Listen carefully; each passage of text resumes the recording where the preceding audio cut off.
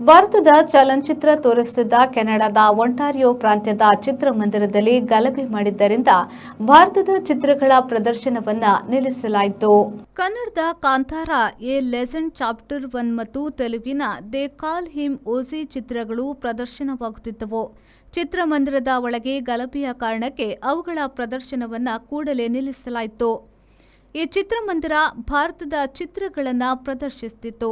ಇತ್ತೀಚೆಗೆ ತೆಂಕಣ ಭಾರತದ ಚಿತ್ರಗಳನ್ನೇ ಹೆಚ್ಚಾಗಿ ತೋರಿಸತೊಡಗಿದ್ದು ಗಲಭೆಗೆ ಕಾರಣ ಎಂದು ಹೇಳಲಾಗಿದೆ. ಸೆಪ್ಟೆಂಬರ್ 25ರಂದು ಮುಂಜಾನೆ 5:30 ಗಂಟೆಗೆ ಒಬ್ಬ ಚಿತ್ರಮಂದಿರದ ಬಾಗಿಲಿನಲ್ಲಿ 2 ಗ್ಯಾಸ್ ಕ್ಯಾನ್ಗಳನ್ನು ಒಳಕ್ಕೆ ಎಸೆದು ಹೋಗಿದ್ದ. ಆದ್ದರಿಂದ ಒಂದಷ್ಟು ಹಾನಿಯಾಗಿತ್ತು ಎಂದು ಪೊಲೀಸರು ತಿಳಿಸಿದ್ದಾರೆ.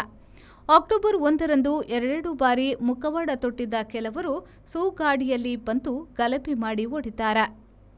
ಅಕ್ಟೋಬರ್ 2ರಂದು ಮಧ್ಯಾಹ್ನ 1:30 ಗಂಟೆಗೆ ಒಬ್ಬ ಮುಸುಕುದಾರಿ ಬಂದು ಚಿತ್ರಮಂದಿರದ ಬಾಗಿಲಿಗೆ ಹಲವು ಸುತ್ತು ಗುಂಡು ಹಾರಿಸಿ ಪರಾರಿಯಾಗಿದ್ದಾನೆ. ಕೂಡಲೇ ಚಿತ್ರಮಂದಿರದಲ್ಲಿ ಚಿತ್ರ ಪ್ರದರ್ಶನ ನಿಲ್ಲಿಸಲಾಗಿದೆ. ದಕ್ಷಿಣ ಭಾರತದ ಸಿನಿಮಾ ತೋರಿಸುವುದಕ್ಕೆ ಹಲವರು ಬೆದರಿಕೆ ಹಾಕಿದ್ದಾರೆ ಎಂದು ಚಿತ್ರಮಂದಿರದ ಸಿಇಒ ಜೆಫ್ ನೋಲ್ ಎಕ್ಸ್ ಪೋಸ್ಟ್ ಮಾಡಿದ್ದಾರೆ.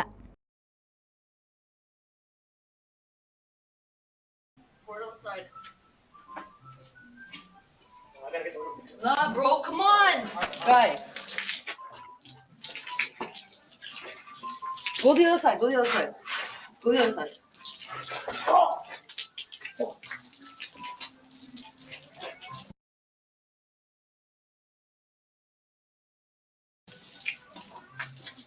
What? Go, go, go.